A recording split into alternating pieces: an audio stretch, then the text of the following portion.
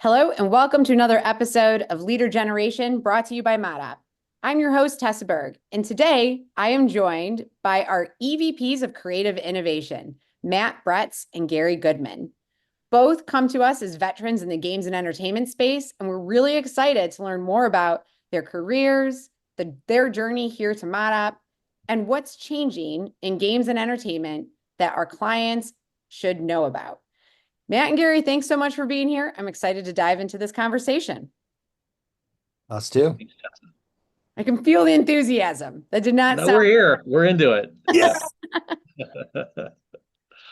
So you have been in this space for a really long time. Let's start. Gary, tell us a little bit about yourself and your journey here to ModApp.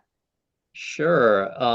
So I spent the first 10 years of my career in the film industry, and I worked in feature development at the end of that journey, learning, reading a million scripts, learning how to sell an idea, learning how to get a film made. It was a great experience, but my passions lay elsewhere, and I joined a company called Eisenberg, which I then spent 24 years of my career at.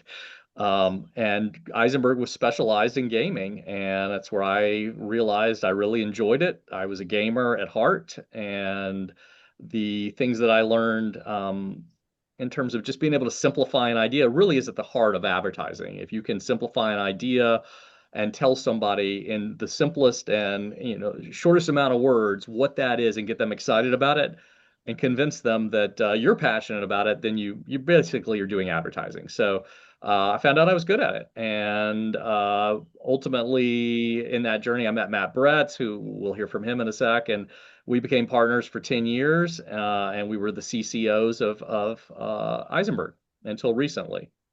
And maybe I'll just stop it there and I'll hand it over to Matt. Yeah, Matt, tell us a little bit about yourself. Well, I started out as a maker primarily. I came up in music and live entertainment and was a performer. I'm actually in LA Confidential, if you want to go and have a look. I'm the cop that books the prisoners. And as an entertainer, I really developed a skill set that involved making all kinds of things. I knew how to run electronics and shoot videos and build sets for shows and things like that, wire sound. And so I became very useful to advertising agencies. And as a entertainer, we called that our day job. So I started working in advertising as a day job, and then rapidly realized that if I could write and direct long form entertainment content, I could travel that path inside of advertising. So I started out at a company called the Cimarron Group, which is no longer with us, unfortunately, but was a pillar of entertainment marketing in Hollywood. And I was their jack of all trades who just made things happen, which was more of a producing role. But over the time that I was there, I started to write some of the things that I was making happen. And then eventually I moved to a similar agency, although instead of being solely owned like the Cimarron Group, it was owned by DDB, owned by Omnicom, and that agency was called the Ant Farm. And there I traveled from being a creative director, acknowledging that I was kind of writing and directing and being the principal person, thinking about how the creative expression was put forth, to being an EVP with my own line of business and P&L. And after another 8 years there, I moved to Eisenberg, and it was the best move I ever made before the move to ModOp, because I met Gary, and Gary has been an amazing partner. And I say that because we discovered over the 10 years that we spent together there that we were very much a yin to each other's yang, and we have ultimately very similar creative tastes, although we like different things here and there. But the path that we take to get to expressing those tastes is very different. And so it's easy for us to nurture a large organization because if one of us can't connect with somebody, then the other one probably can. And together along that path, I also got into video games because actually no one else in the places like Cimarron and Ant Farm at the beginning really wanted to. The big video game publishers were asking, "Hey, could you make stuff for us that was like movie advertising?" And a lot of the movie advertising people that I worked with were thinking, hey, that's below me. And I said, I'll do it. And so 20 plus years later, that was a wise choice too. And that's how I ended up in the business. Every time I interview someone from ModOp who started their career in LA, their background is so much cooler than mine. Like it's very different. Oh, Untrue. I worked in entertainment. Oh, I was in a movie. You can see me in this shot. I have an IMDb page, and it's here Yeah. in good old Cleveland, Ohio. We don't have the same exposure to all the glitz and the glam. But something that I found really interesting when we were at the Game Developers Conference, the challenges that game and entertainment marketers face were very similar to the ones that we see with our B2C and B2B clients. And especially, I've spent a lot of time, well, I've spent a lot of time in both, but most recently in B2B. And everyone's very data driven, very smart, and pairing that with this hyper creativity and this ability to imagine. I'm wondering, and Matt, let's start with you this time. In your experience, how have you seen this industry evolve and change as you've worked in it? Well, first of all, I think you're very right about the similarities, although sometimes they may not be so obvious to folks, so I'll call some of them out.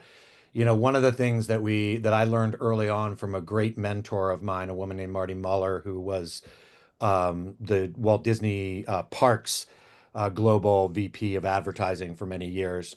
And I came up under her and was doing a lot of work with her, was the power of eventizing a moment. And that is true and sometimes easier actually for an entertainment product than it is for a boxed product.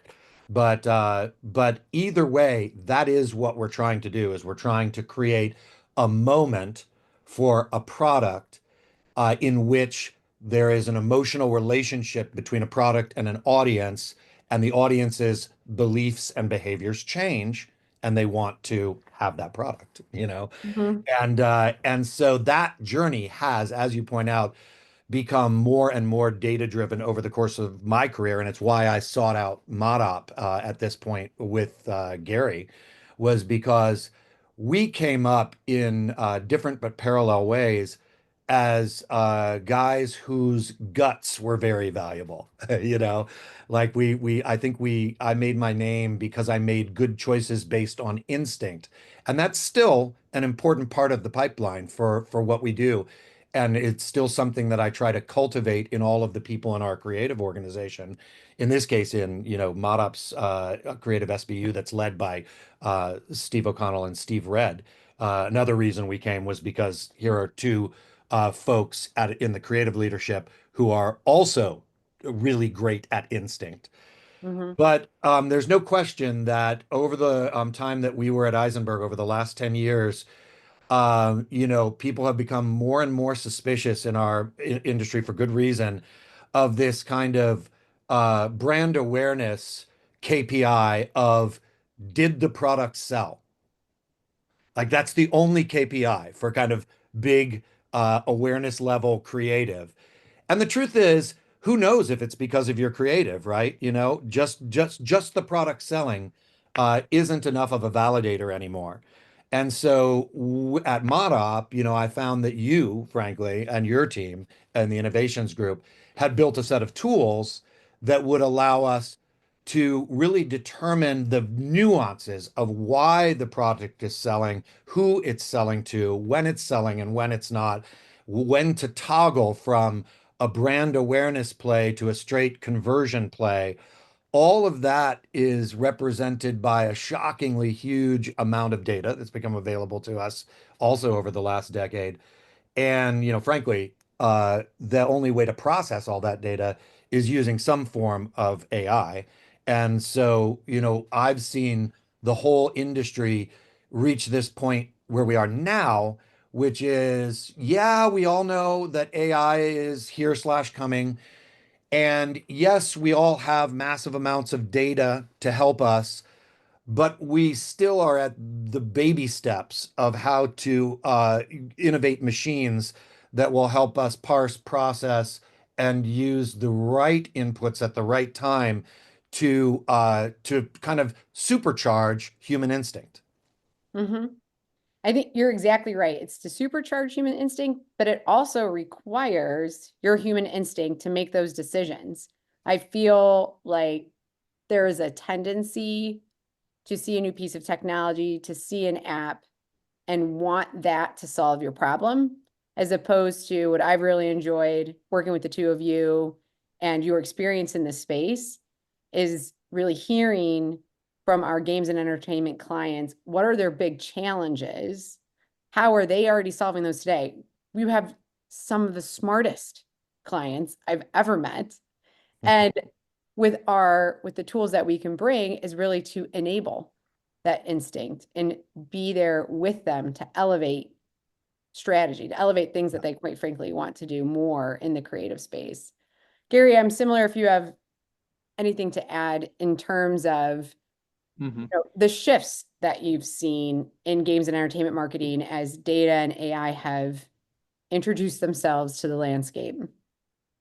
Well, I was going to come at it from I agree with everything Matt said. I was going to come at it from a little different angle, which is, if you watch Mad Men, which is like if people aren't in advertising, they go, well, that seems so great. You come in with here's your audience, and you come in with a one piece of artwork with a headline, and maybe there's a television commercial, but usually you sell it with this one piece of artwork with a headline, And there's a martini. There's a yeah, martini in there, right? Yeah. a couple of are, but it's like, it was It's Toasted was the first episode, and that was the whole Lucky Strike campaign was It's Toasted, and they made it lasted for it's still on there. That's how you sell that. What changed in our careers from when we first started in this was it really was gaming was you need a piece of key art to make a box for retail. You need a website, and you need a trailer to announce it, and some sort of TV commercial at launch. And then there's going to be a media buy on TV, and that's how you launched a game. Now fast forward 20 something years, and the audience is everywhere. They're everywhere. And I tell you where they're not mostly is TV. And they're not buying a retail product at Best Buy or Walmart or wherever. They're downloading it, streaming it, and for free. They're getting it on their phones, and the gaming industry has become so hard to find your audience with so much competition, and your audience is everywhere, but they're not in a place you can get them exactly. So you have to try a lot of different things, and the data revolution and what we can do with it now is really helping us find where those people might be, give us the best shot of getting to them, and give us the best shot of telling them the story they might want to hear based on all of the things that we can infer about them before we go after trying to reach them. So, you can tell the story 500 different ways, but there's certain ways that will perk up to the right audience. And so using data, technology, AI to help us find those clusters of data as we're doing our research to find the commonalities between people and make sure that as we're telling our story, we're telling a story that's meaningful to that audience. So that's really a bigger change than like blast a huge TV commercial out with a massive spend most of your budget on it, and through the sheer volume of a media buy, you're going to reach your people. Yeah, and it's when we talk about the parallels with our other industries, the formula is the same. You have to understand your audience, you have to understand what motivates them and makes them tick, but how you do that has dramatically changed. And where they are, that's the hardest thing is they're everywhere. You both reminded me of the other factor there is that is a similarity to many, many products, not all products, is that we've always been focused on youth culture. Like we, are trying to create new buyers at a very young age and at that point, especially now, attention spans are shorter and tastes are more fickle and temporary. And so one of the things that we've kind of cut our teeth on is whether it's using instinct or using data, or actually, as you pointed out, Tessa, a combination of both always, is being able to swing with the pendulum or surf the wave right on the front edge of where interest and taste lies with young people. And that is critical, I think, to almost any product today. Yeah, I totally agree. We were at the Forrester B2B conference, and they weren't talking about young people. They were talking about what they call buying networks. And Mm, it was funny attending that conference after going to GDC because we were also talking about at GDC communities and the yeah. different people who influence and establish those tastes and preferences. And they're starting to rethink how do we get into the value set, the consideration set for someone as early as possible. And it really comes down to storytelling.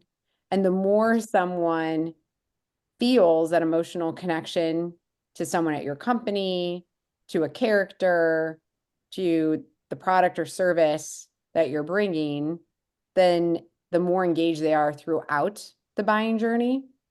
And that Yep. buying journey is not just the conversion. It's the conversations I'm going to have. It's the exploration I'm going to do. It's the networking. So that was one of the things that really stood out to me. It's like, huh, when we talk about people being everywhere, it really is people are in community and those Yes. communities have many different channels and we can use data and technology to authentically show up when it's the right moment because we've all seen it go wrong. Like, Yeah. Yeah. You Yeah, I just mean, one really, thing I was going to pivot a little bit on it, as you were talking about the storytelling, is that because we're in an entertainment-led um, field, by choice. I mean, we decided to chase our passions. There's storytelling, but there's also the promise of a feeling. And video games and movies and TV shows deliver this emotional value at such a high octane boost and our ability to understand what the promise of those feelings that this game may deliver, our ability to tell a story that actually allows you to feel that feeling as you're watching the advertising so that you understand it makes you covet that feeling and want to play that game. And that's a great versus selling a product, your Mhm. mhm, teeth will be whiter. Okay. Yeah, I kind of want that. But like, I'm not left with a feeling unless I've got a feeling that my teeth are yellow, and I'm self-conscious about it. But like the feeling of connecting, the feeling of solving a challenge, the feeling of defeating the boss, the feeling of winning a sports event, all of those feelings are very palpable. And one of the reasons we've been so successful is that we've been able to create those feelings in our advertising and marketing on behalf of the products that we've been so lucky enough to be asked to work on. And I love that. So it does separate us, and then we're always in pursuit of that. How do you generate that feeling authentically that sits at the center of what the product can promise, and can people, when they see what you're making, feel it? mhm. Matt, did you want to add to that? You don't have to. Well, it's actually a sidebar. I had this kind of amazing uh, flash when you guys were talking a few moments ago before that, because I agree with everything Gary said. This is sort of a different topic, which was like identity, right? We all like identity. I'm making this up as I go along, by the way. In the 1950s, like, you were Don Draper, like you sort of had this very monolithic, self-created sense of who you were, and you just stuck by that and carried it out into the world. Cut to, 2025. Then we have, like the 1970s, the me generation became a cult of identity in a way, where everyone was prototypically trying to celebrate their identity in a way that other people could participate in. And then you get to 2025, where I think we have legitimate communities, like you said. It's like this journey of how we identify. And so our audience identifies now as a community as much as they do as an individual. And therefore, you have to feed that community. And I think everything that you said about the conference that you came out of is true for the video games space as well. Is that it also makes way more important nowadays than when I began my career. partnerships for brands. Hmm. Thinking about as I stand side by side in a family of brands that have decided to partner together, how does that mirror a community of people who are interested in participating and being a part of that circular communal identity? Is something that we work very hard on. I love these two tracks of identity, seeing yourself in a community, evoking emotion. Are you able to give some examples of how you've done this or how you think we can do this going forward? Because things are changing. But Gary, let's start with you. What are some Well, examples of how this yeah. comes to life? I mean, it's really interesting. As I was listening to Matt, it was triggering for me this word that in our space, authenticity is the most important. Our audience is they're very snarky. We're selling an IP that has fandom usually centered around it. There are people that really love it. They self-identify around it. They would wear swag and hats and whatever, and they're quick to tell anyone they meet that they play this game or they love this game. And so as we're trying to reach that audience, we have to be authentic within that space. We have to understand why they really love it and what will get them excited and feeling like we fulfilled the promise of the brand. This is a really, and when you're dealing with IP that has fandom built around it, you have to be able to understand what's at the center of the integrity of the brand, what's at the center of it, and how do you bring that out so that people feel it's been realized in a way that feels earned and important. So one example that comes to mind is that we were asked, this is several years ago at our old agency, but we were asked to create a film to open their big marketing show, which is called E3. Xbox had asked us to make a film to open their show. It's in front of a live audience, and it just so happened to be a year that they had several big IPs coming out at the same time, and that's just luck of the draw on the calendar. And when they had Tomb Raider, they had Halo, they had Fable, they had a Forza game, um, all of these massive brands all landing in the same calendar year, so they could pretty much, like Netflix celebrates their here's what's coming out on Netflix, and it makes Netflix look great. Xbox had that moment, and we were asked to create a film that delivered on the promise of all those disparate brands and also elevated Xbox as the place that can bring that to their viewers. Now, how do we do it? We made a film that had an anthem that was being spoken by each of the voice talents of these characters that they shared that talked about what it's like to be a hero. What are the challenges and are you going to take that chance when you have to take a chance? Are you going to rise to the challenge? That was very important.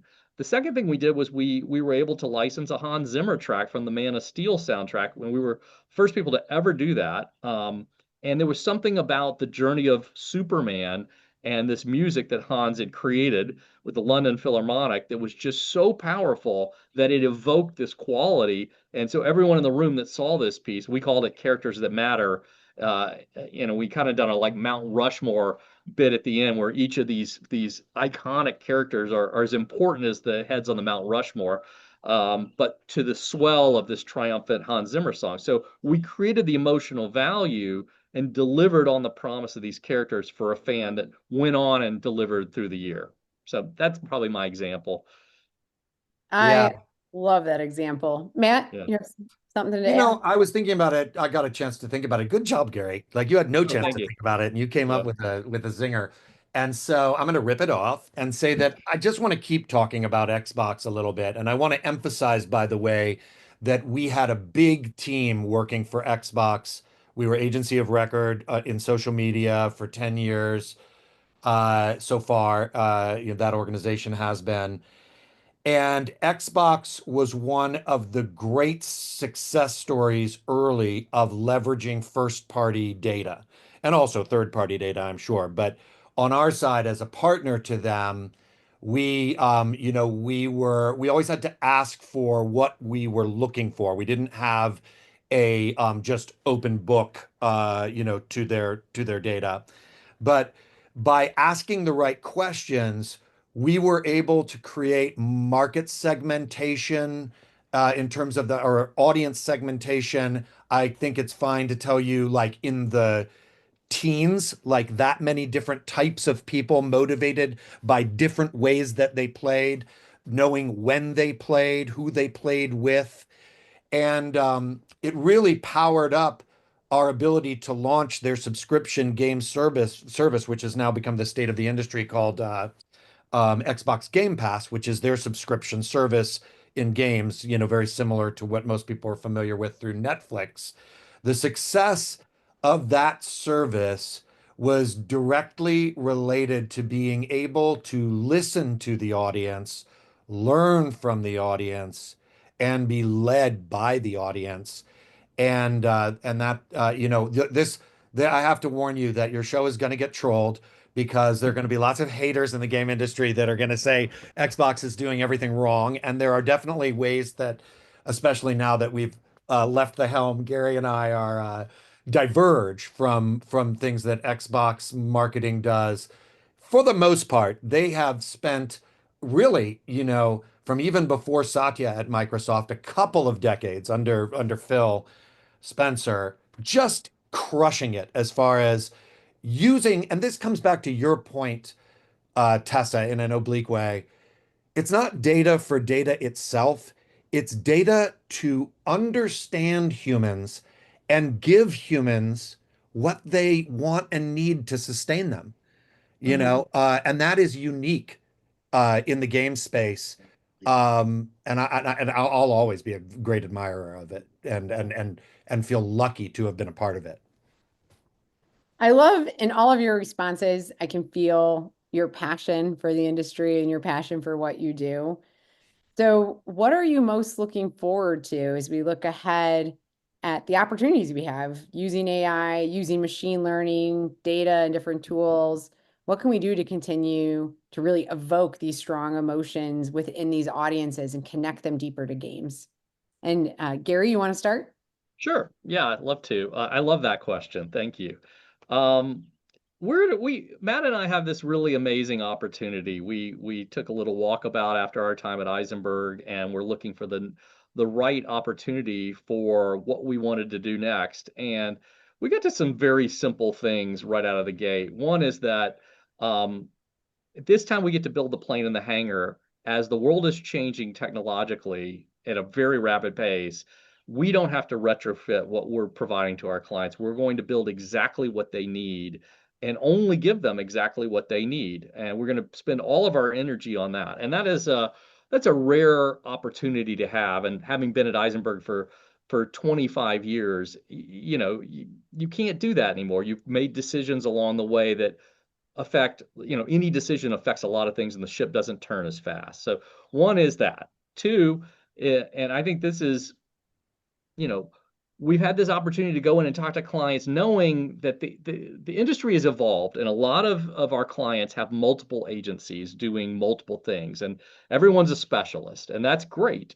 But there's things that slip through the cracks, and our ability to go to these clients who we've known for many decades, some of them, and find out what is their challenge right now that they can't solve.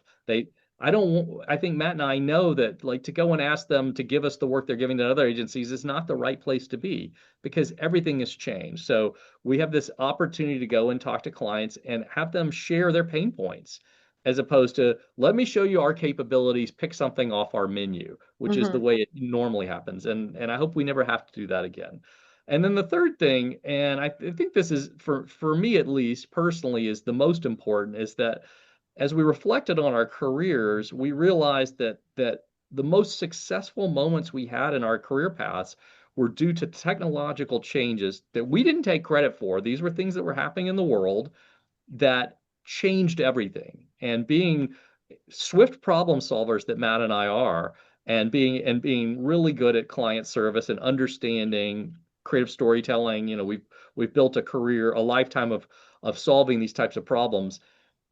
Seeing this new technological innovation that's in front of us that everybody is talking about, whether it's something they're excited about or fearful of, or a little bit of both. This AI technological change is this opportunity to really think through with clients, how do we tackle, how do we get over this, what might be perceived as a hurdle right now? It's going to change your life. It's going to change your life for the better. We all know this, but we don't know if that's 5 years from now. Most people live day to day. They've got 25 unchecked boxes they got to fill every day just to do their jobs and take care of their family or whatever that might be. And this new challenge of this thing that's going to change their life seems impossible. It seems confusing. It seems daunting. And we want to tackle that challenge.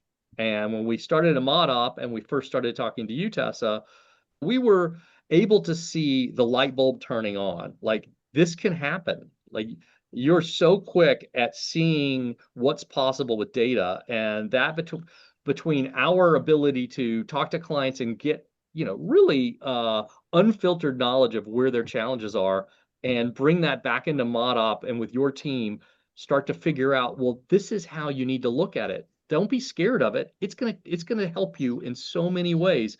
We want to show you that path. This is what I think we're most excited about. And hopefully I stayed on point with the question, because I don't even remember what it was now. Oh yeah, no, that was perfect. Look, and I agree. Like I get up every day and I think about how are we going to make our clients rock stars? Like Yes. Yeah. very similar. I've been lucky enough to be curious about technological changes, but always in the vein of we don't need to invent a thing. We need to create that emotional connection and elevate the people we serve.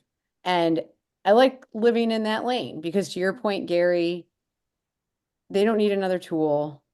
They don't have time to learn new skills. But if we can create a solution that feels like magic, that is sticky, that is useful, that is valuable. And yeah, it's a lot more fun to do because it's kind of like the Hans Zimmer song, like I feel like you've made it to the mountaintop. That's it. It's a good one. Matt, do you have anything to add? I would just extend what you guys said to our own people in, our creative organization, for example, as I think we're at this point with AI, particularly with the generative AI tools that are available to creatives, where everything looks like a threat to creatives. Whereas I am really excited about the creative liberation that is going to come as a result of generative AI. I know I've many times as a maker uh, been able to do one part of a multi-part project that I need to do. Like, maybe I can write the story, but I can't also act it out and direct it and have the pyrotechnics and be the sound designer and etc. And so it stops dead. It never happens. Nobody ever gets to see that crazy, creative invention. And I think once we get back past the dark ages, this or the birth canal of this AI transformation, I know that was a really a good, a very interesting metaphor. And so once we get past the potential claustrophobic quality of the launch of the AI revolution, we're going to find that there is an immense amount of more diverse creative output because uh, generalists can augment their specific gaps with automation and machines and bring more ideas to life. So to me, that is and yes, we do that for clients, but we also like right now I'm very as a creative leader at ModOp, I'm very focused on trying to help people to get past the threat and onto the opportunity. Yeah, if I could build on that for a second, one of the things we've had great success with in our careers is to put an idea in front of a client that they can see and feel and have that emotional reaction to. And in the process generally of bringing an idea to life. The first steps are usually on paper, and it's a script, and it's very cold, and you're asking a client to use their imagination and believe what you're seeing in your head. As creatives, we see it. We know it's going to be good. We believe it. But when you're selling it to a client, like, they now have to trigger their imagination, and maybe they see it, or maybe they're fearful that it's going to be the worst version of this thing because that's how they see it. With the AI tool sets that are available now, we can make stuff very swiftly as a proof of concept to sell an idea to a client where we've pulled a lot of the risk out of it. They can Yeah. watch something as an idea, as opposed to something on paper or a paragraph, of, oh, here's the idea. No, let me show you something. It's going to have music, it's going to have imagery, you're going to feel something. And because of that, you're going to get what we're going after. And hopefully we can make bolder things, because that fear gap is we've built a bridge over it with AI. Yeah, I love that. So this has gone really fast, but we're actually at time. So thank you both for joining us today. We will have to do another episode where we give some client examples and really dive deep into some of the amazing solutions that we're launching. If you are listening and you want to be inspired, you want to be bold, you want to get all the feels, you can find Matt and Gary on LinkedIn, or you can connect to us through ModOp. And all of the episodes of Leader Generation are at modop.com. That's MODOP.com, or wherever you listen to podcasts. Thank you both again for joining us today. And I know we'll be meeting and chatting again soon. Thanks, Tessa. Bye-bye.